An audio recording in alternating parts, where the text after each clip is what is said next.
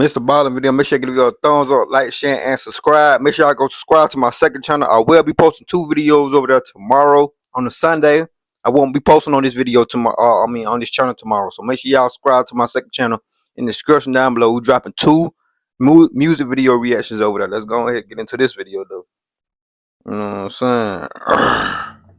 Make sure y'all go check it out, man. On the evening of December 27th, 1984, a 16-year-old boy named John Boulware sat in the passenger seat of his best friend's Jeep as they drove down a residential road in St. Paul, Minnesota. John's best friend was driving, and 2 more of their friends from school were in the back seat. They were all talking and laughing and singing along to the radio. It was dark outside, and it was rainy and kind of an awful night, but John didn't care.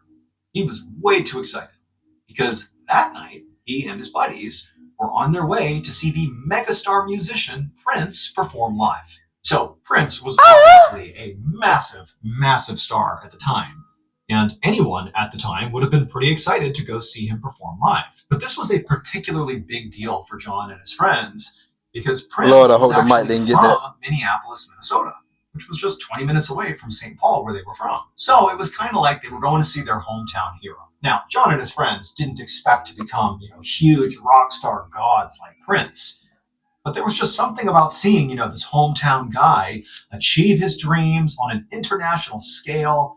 It was just really inspiring. And so again, John and his friends are just so stoked about this concert, like they can't wait to get there. And so John, with all this excitement, he turns around to talk to his friends in the backseat about this concert and how great it's going to be. Right as he turns around, he hears a loud screeching sound, and he whips his head back around just in time to see the headlights of the car aimed at this tree that they're careening straight towards. He screams, he hears his friends screaming, they smash into the tree, and everything goes dark. A few minutes later, a St. Paul police officer named Brian Coyle and his patrol partner pulled up behind the now wrecked Jeep. They'd been on their regular patrol when they'd gotten a call about a car crash. They was on the way to a concert, man. So they really didn't know what to expect. Now, when Coyle stepped out of his own car and walked towards the wreck, it was raining and dark out, and the visibility wasn't great. But right away, he saw there were 3 teenagers who were standing upright outside of the car. Now, they looked pretty shaken up, and they visibly had some cuts on their body, but overall, his assessment was they were basically okay. And so while Coyle's partner went to go examine the wreck itself, Coyle walked up to these teenagers, and one of them, through tears, explained to Coyle that he had been driving, and he said he had been just going too fast, and he tried to take a sharp turn, and he hydroplaned, lost control, and they hit the tree. Damn. And then the driver said it didn't matter, though, how this happened, because what mattered now is his friend, John, is still in the car, and he's not moving. And so Officer Coyle left the teenagers and told them to stay put. And he walked over to the wreck where his partner was, and Coyle, he knelt down and he looked inside the Jeep, and he saw the other teenager, John, slumped over inside the passenger seat, and he wasn't moving. So Coyle asked his partner, "That's the real photo. If he checked him, is he okay?" And the partner looked at Coyle and just said, "No, he's dead." And so Officer Coyle took a deep breath, and while his partner called for backup and taped off the scene, Coyle went back to John's friends and broke the news as gently as he could. But of course, they were all devastated. The only thing Coyle could do to help them was to call an ambulance to come and take them to the hospital to get checked out. Once the ambulance had taken them away, and once John's body had been removed from the Jeep, Officer Coyle and his partner began to document the scene by taking photos of the crashed car with a camera.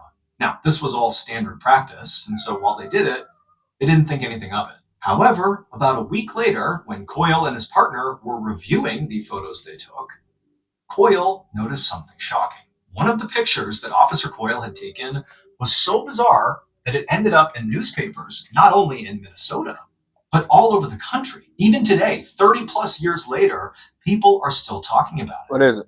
When you see this photo, you'll understand why. This is the photograph.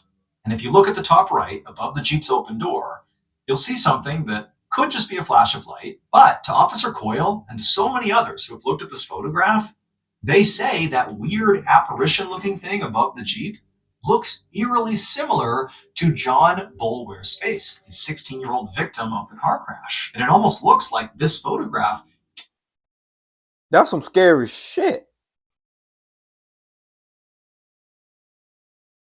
You can't edit that, brother. captured like the moment of John's spirit departing Earth. Like it's showing his final moment in life, when he died, screaming as the car is about to crash into this tree.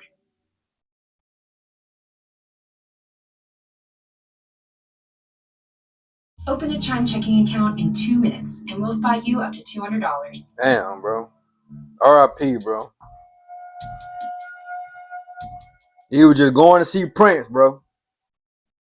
One evening in the summer of 1974, a 60-year-old doctor named Julian Kirchick sat beside his backyard pool at his home in Old Westbury, New York, which is a suburb of New York City. It was a quiet, sunny day, and Dr. Kirchick was glad to have some time to relax.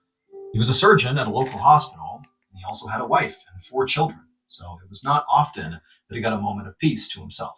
And so Dr. Kirchick leaned back in his seat and closed his eyes and tried to relax for a second. And all of a sudden, he heard something rustle in the bushes nearby. Now, at first, he just figured it must be a squirrel or a bird or something. So he didn't even bother opening his eyes. Like, this is just nature. It's fine.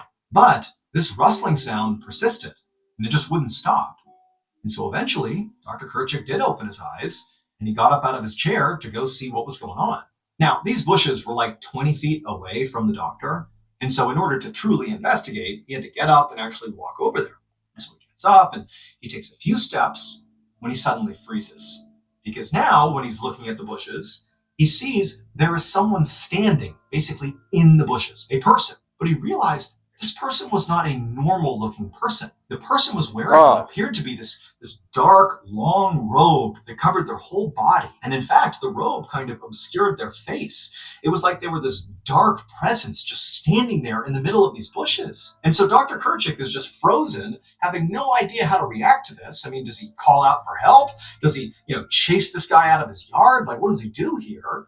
And as he's standing there transfixed, this person in the robe extends one of their arms, this long, skinny arm, and kind of begins to beckon Dr. Kirchick towards them. And Dr. Kirchick went from being sort of startled to being terrified. This figure basically looked like the Grim Reaper. And it felt like now the Grim Reaper is beckoning him to come with him, to come die, basically. That was the feeling he suddenly had. And it was unbelievably overwhelming. And so Dr. Kirchick is staring, horrified. He blinks for a second, and the man is gone. Over the next few days, Dr. Kirchick obsessed over what he had just seen.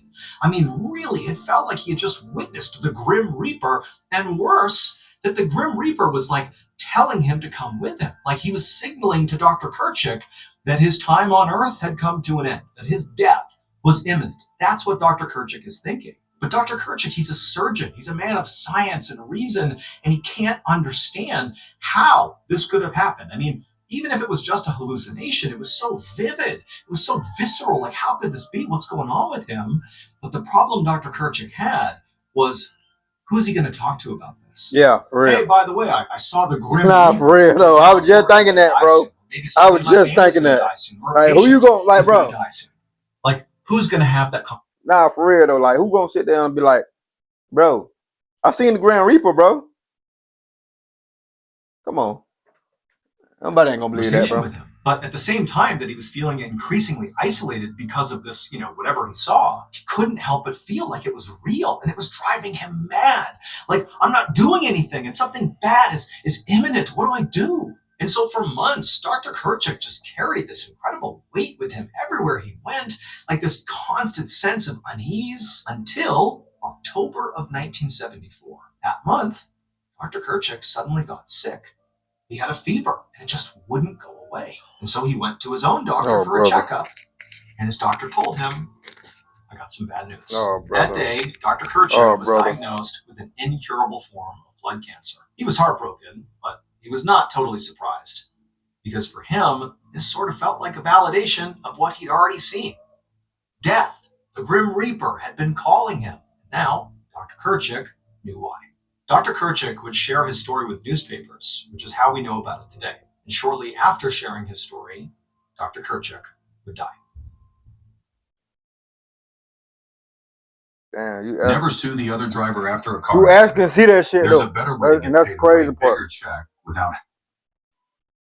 We have the bullets, the thumbs 5 of the full shot, Mr. Ballen.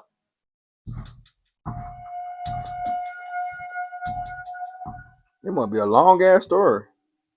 On the afternoon of Sunday, August 27th, 2000, a 50-year-old husband and father damn. named Bruce Leniger sat in his living room in Lafayette, Louisiana.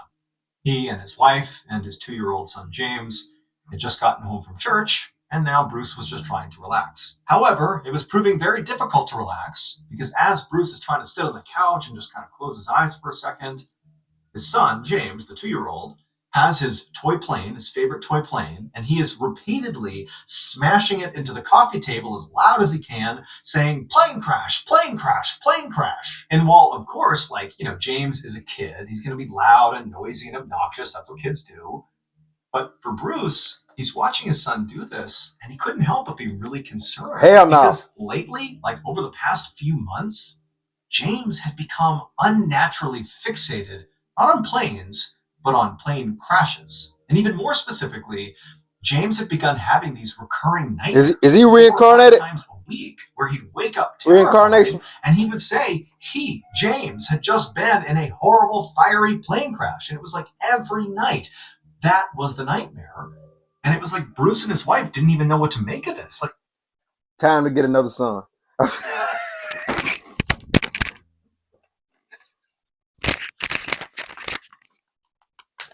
Time to get another son, bro. I'm sorry. You gotta go, pal. Where's he getting this from? James was a You gotta go, buddy. kid. He wasn't being exposed to, horrible plane crashes, either in movies or TV shows or books. I mean, he's a 2-year-old. It just made no sense that he was having this recurring nightmare.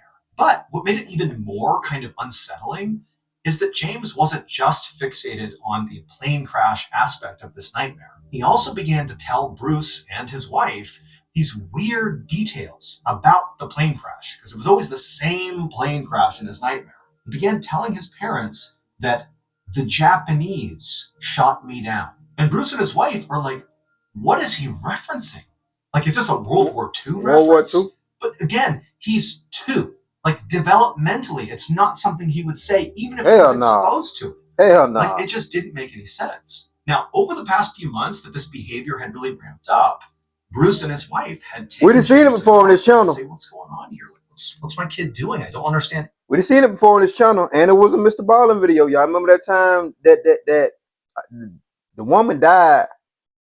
Either a woman or a man, but they died, and they took the baby to their family, to the person that died family, and it named everything, named all the family history, everything off rip, and it was a young baby. Y'all remember that story? It was a Mr. Ballen video. It's somewhere on her. Any of this. And the doctors were all like, nah, he's a kid. Go to the Mr. Ballen playlist. Weird fixation he's got, but he'll grow out of it. Don't worry about it. But to Bruce and his wife, it just seemed like James was not growing out of it. He was just getting more and more fixated as time went on. And so as Bruce is sitting there on the couch watching James for the millionth time smash his toy plane into the coffee table and pretend it was this plane crash he couldn't stop thinking about, Bruce decided he had to do something about this. And so over the next couple of months, Bruce, instead of trying to figure out what was wrong with James that was causing him to fixate on this plane crash, instead of doing that, he began sort of leaning in and asking James to give him more information about whatever he was seeing in his nightmare. Give me all the specifics you can possibly recall. And James would eventually let on that it wasn't just the Japanese that shot him down, it was the Japanese military. And also, the type of plane that James was flying in apparently was a Corsair plane. Bruce had never heard of that before. Definitely. And again, he's looking at his 2-year-old son thinking, how do you even know what a Corsair plane is? But nonetheless, that's what James said. And so Bruce doesn't know what to do with this information. But again, he's just trying to learn. And so in November of that year, Bruce found himself sitting in the living room, and he had this World War II coffee table book that he had actually purchased for his father, but he hadn't given it to him yet. And he saw James, playing with his plane, smashing it into the coffee table. And Bruce, he grabs this coffee table book full of pictures of pilots in combat and war, and he flips to pictures of pilots from World War II. Because now, Bruce is thinking, maybe my son somehow is imagining a scene from World War II. A pilot has crashed in World War II. The Japanese military shot them down. I don't know. No idea. Too detailed, brother. Image, but that could be what he's thinking about. And so he's like, well, maybe I'll just start looking at pictures from World War II of pilots, and maybe somehow or another James will look at this and something will click for him. Bruce really didn't know what he was trying to get out of this. But either way, he called James over and he shows him this book. And he's like, James, do you recognize any of these planes? Like, are any of these planes the Corsair plane that you flew, in your dream? Is any of this stuff sort of lining up with your dream? Again, he's talking to a 2-year-old, but the 2-year-old sort of got it. James looked at the pages, but nothing clicked. James sort of reached down and was just kind of flipping through all the pages, and there was nothing. There was no connection with James. But towards the end of the coffee table book, where Bruce is thinking, like, what am I even doing here? I'm like prompting my 2-year-old to research World War II with me. Like, what is this? What is going on here? But as James is flipping the pages, he suddenly stops. And he points at one of the pages and he says to his dad, that's where I was shot down.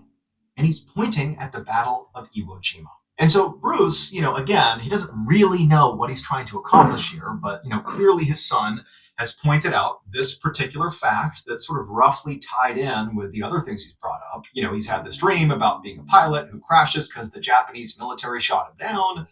He's highlighting a battle in Japan during World War II where, the Allies were fighting the Axis powers and the Japanese, could have been shooting somebody down. So it sort of made sense. Okay, fine. Maybe my son's dream is about something that happened at the Battle of Iwo Jima. Don't know how this even happens. Don't know how this is possible, but I'm going to do some research. And so that's what Bruce does.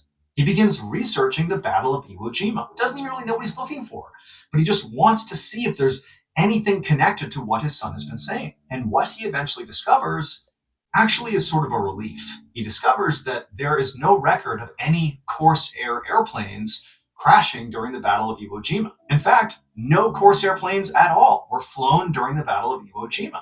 And his son James had been saying specifically, I flew a Corsair plane. Like that was the plane that crashed. And so he's thinking, okay, there's a whole At least he was on the other side. Story. Like he clearly must have latched He was on the other side. Some event somehow, somebody said it to him, he heard it, whatever it is. And in his 2-year-old mind, he sort of warped it. And that's what he believes happened, but it's not real. Like he's not actually recalling something that happened in the Battle of Iwo Jima. Like this is just, a false memory or something. However, Bruce was unable to definitively find the names of pilots who actually flew in the Battle of Iwo Jima. He wanted to find if there was any pilots named James who potentially crashed, during that battle, but he just couldn't find the information. Maybe it existed somewhere, but he couldn't find it. And so Bruce had this idea to get in touch with this old veterans group. All these old guys who had served in the Battle of Iwo Jima, no were way, still alive, were based out in San Diego. No way. And they got together periodically and just sort of had social hours and stuff like that. And Bruce, he goes out to San Diego, and under false pretenses, he basically tells the group that he's shooting a documentary about the Battle of Iwo Jima, and he needs some information, about certain pilots that flew during the battle. He goes out there, he goes to one of their social events, and he begins asking around, asking if anybody knew about any pilots named James who were shot down during the Battle of Iwo Jima. And basically all the men he talked to directed him to go talk to the group's historian, this one guy who kind of had all the information about what had happened during this battle.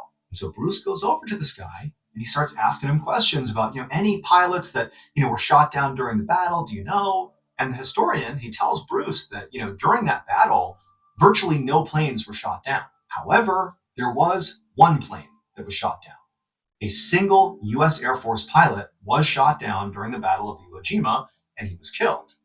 And that pilot's name was James Houston Jr. Bruce couldn't help but be truly shocked that the only pilot shot down during the Battle of Iwo Jima happened to be named James.